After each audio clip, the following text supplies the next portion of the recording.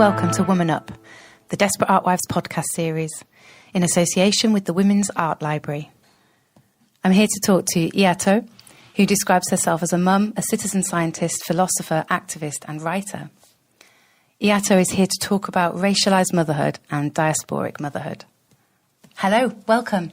Hello, thanks for having me. You're very welcome. Thank you. I spoke to you a little bit about this previously. Yes, indeed. And we had an amazing talk about your ideas around racialised motherhood and diasporic motherhood. Yes. So I would really love it if you could share those ideas, please. Okay. Well, it's something that I have been exploring now, sort of, and thinking through for a while.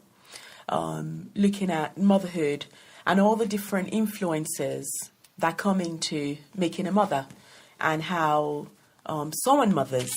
And there are a range of influences, or bring in the environment around us, our relationships, loads of it. And I thought, actually, some of my experiences, there was a sort of different dimension to it, that some of the people that, quite a lot of the people, the vast majority of the people that I know around me, don't seem to have. But it's one aspect that brings up a range of concerns and issues. And I came up with that term. The first of the two terms that I came up with is racialized motherhood, which is very much steeped in, I suppose you could say, the biggest bit of us, our skin, covers a very huge surface area, doesn't it? It does. And we don't seem to much have very positive conversations about it in society. It's sort of an issue of contention, usually and mostly.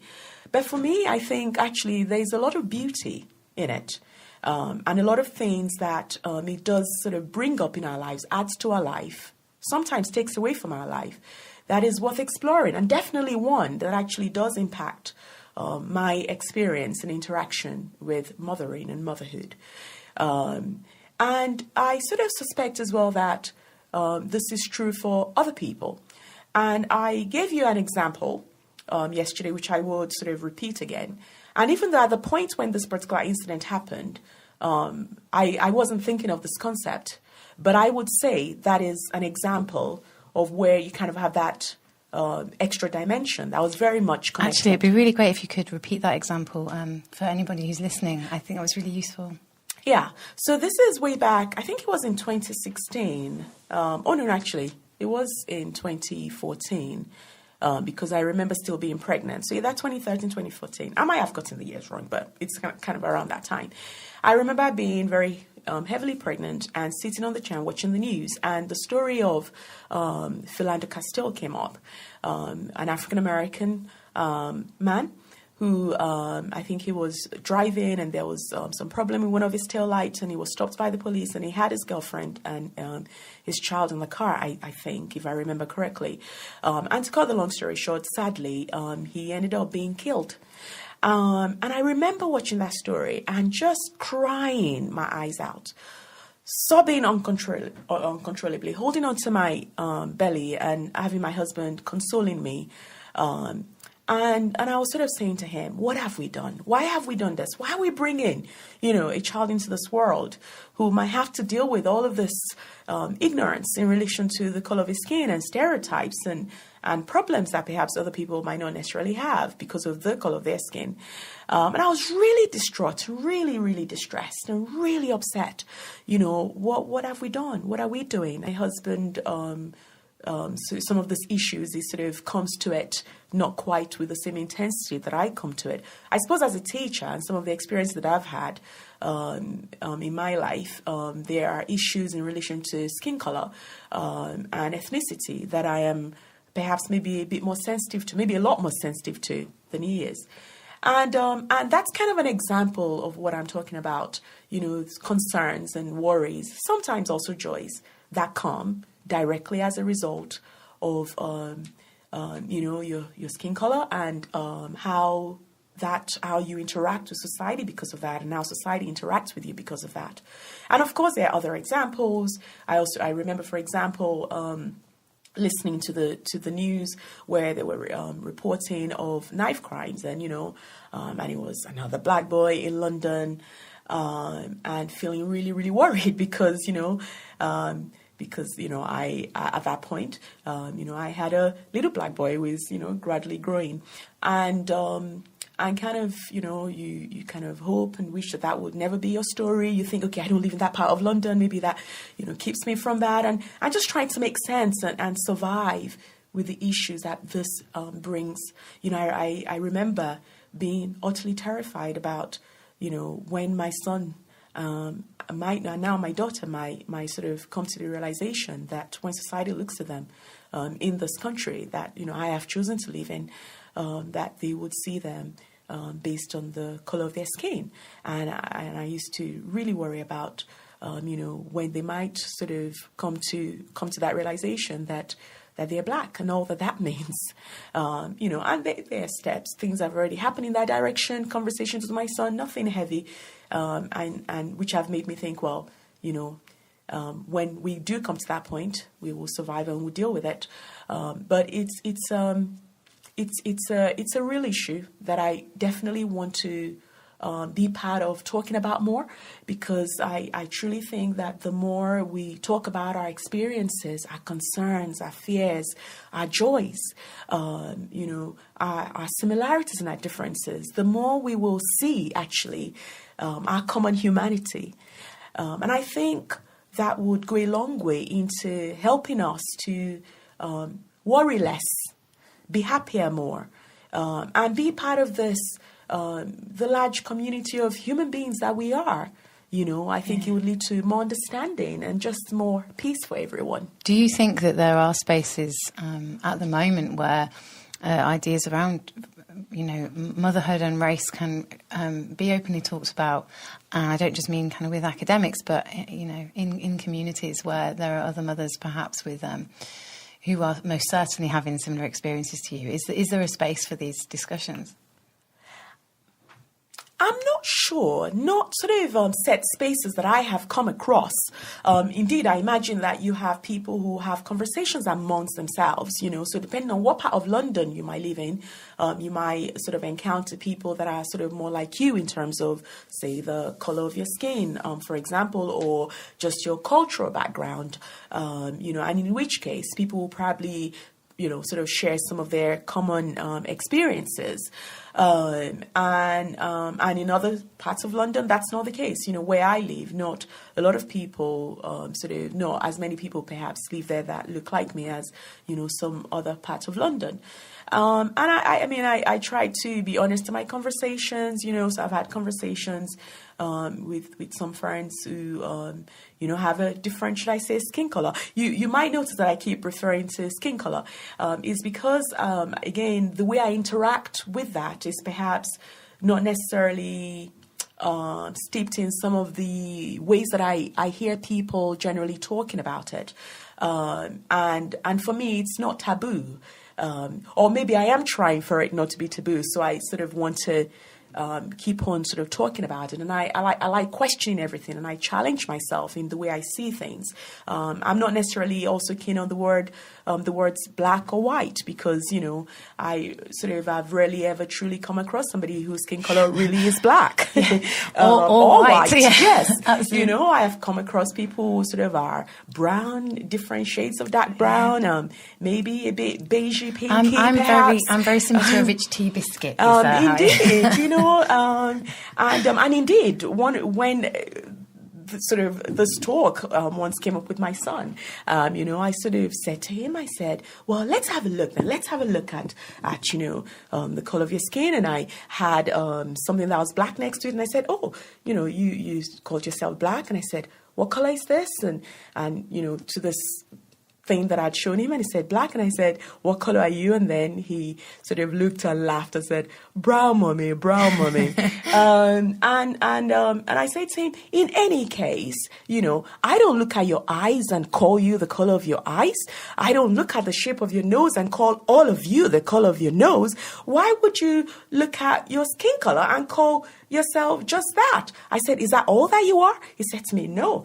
And so that's kind of how I have at this point sort of come to interact one of my biggest fears so far with my son. So hence the reason why you sort of, you might notice me using those terms, because they're terms that I question and challenge and sort of interact with in a way that is not necessarily as simplistic, perhaps, that I sort of see people reducing it to, and I think at this point perhaps I would link in the second concept now of diasporic motherhood. So again, in my thinking, my sort of wanderings in my thought, I sort of again recently thought, yes, racialized motherhood, sort of looking at that, sometimes that sort of when the lens really shines, particularly on how we, sort of mothers engage with what it means to be mothers, but with the lens of ethnicity with it. Again, you might notice that I don't use, I'm not keen on using the word race, because I think if the word race is going to be applied to us human beings, as far as I'm concerned, it's just the human race. That's it. I don't, the idea of having different races doesn't make any sense to me. I think there are different ethnic groups. That sort of is accurate and is something that I can connect with. But different races, not so much. And I've gone on to sort of explore, actually, also beyond just sort of skin color, you have the issue of just immigrants in general, or is it immigrants, whatever way you come to those different terms, again, the different issues associated with them, but, people who move from one country to another country. The diasporic communities. Indeed. And elements of that as well, you sort of come from, I remember a particular conversation that I had with Amy, where Amy sort of chatted with me about her sort of skin color experience in a sort of very posh English setting, which for me, it was very intriguing, because I thought, I was just sort of quite taken in that she had a skin color, in quote, experience, where she sort of felt that she wasn't, as white as this other people. And it was just fascinating, because when I look at Amy, well, she's just, like any other, I suppose, in quote, white women that I sort of, come across. And again, he challenged my thinking, and as I said to you yesterday, sometimes I have wondered that actually some of the things that I have experienced and thought that are particular to my experience of motherhood in terms of my skin color, I have sort of wondered about perhaps other people who do not have sort of, whose skin color is significantly sort of, different from mine in terms of its shade. I have wondered if maybe they also have, some of those feelings and some of those concerns, perhaps in a different way, maybe to a different measure, perhaps. And that conversation with Amy was sort of quite insightful for me and he opened another aspect of my thinking to really actually look bigger and think people who move from one country to another country, how they engage with motherhood, and I've heard of stories of people because of, they don't necessarily speak English or speak English very well. Indeed, I have taught people whose, their sort of moms, they've had to sort of interpret, for their moms. And again, just thinking now, the experience of motherhood for these moms as a result of that. And it's really huge. Yeah. This has to do with sometimes your ability to work, the kind of jobs that you can get, the way that you are able to interact with your children. I've had cases where you sort of see this disconnect between child and mom or parents because, the child now has a different culture to that which the parents come from. And there are a range of issues. I've seen families broken, families brought back together as a result of this. And it's like, wow, so many stories to tell, so many conversations to have. I've seen this in my own community as well. I live in Aldershot in Hampshire. It's there's a large Nepalese community, and there have been difficulties with parents and children from the Nepalese community accessing everything in the schools. If the schools and the communities are not set up for these diasporic communities, then there is a disconnect, as you say, which affects the parents, it affects the mothers, it affects the fathers, it affects the children. Indeed. Lack of access to after-school clubs, lack of access to outside resources and internal things within the school where information is missed, communication doesn't happen. Indeed. How do you think is a useful way to start conversations about shared experiences across different diasporic communities? It's a huge question. Huge question. I mean, I'm not sure exactly what the answer to it all is, but for me, one of the steps that I'm planning to take is to start writing about this. I'm planning in the future, hopefully nearer future than later future, to sort of start a blog or a site, whatever you want to call it, where I want to start exploring that part of me and the impact it has on motherhood. So me being a mother in diaspora, me knowing motherhood, as I am, sort of as an African woman, within an European context, or within even more specifically an English context, and what that looks like for me. And I'm kind of hoping that I can sort of get. As I start talking about it, my own experiences, that other people would want to start talking about it. I am sure that conversations are already happening, in sort of different pockets, but it's bringing those conversations more out. And for me, it's not, it's very important to me that it doesn't sort of become sort of competitive in any way. I don't want sort of oppression Olympics kind of conversation. That's very important to me. I also don't want conversation, in terms of conversations that I want to be part of or lead anyway, I don't want conversations that are kind of steeped within sort of what I consider to be the quite limiting concept of what some people call white privilege. It's very important to me that through these conversations that our humanity are emphasized, and that we come to recognize that actually the loneliness that perhaps comes as a result of this experiences, the isolation that many end up feeling, is not unique to them. That's part of my fundamental sort of objective, that people see that commonality within the diasporic communities. Yes, and for those who motherhood is, they are racialized aspect, either partial, to different degrees. Yeah. That they also see commonalities with others who do not fit within that. So people within the dominant culture as well. I am sure that some of those feelings are common, not just within these communities that I've identified, but also from people from the outside. And my hope is, as we talk, we will see that actually we are more alike than we realize. Indeed, that was part of the conclusion from that conversation with Amy for me on that day. The isolation, the loneliness that she experienced within this context. I don't know if she thought about other people experiencing that, that perhaps were not sort of Italian origin in an English context.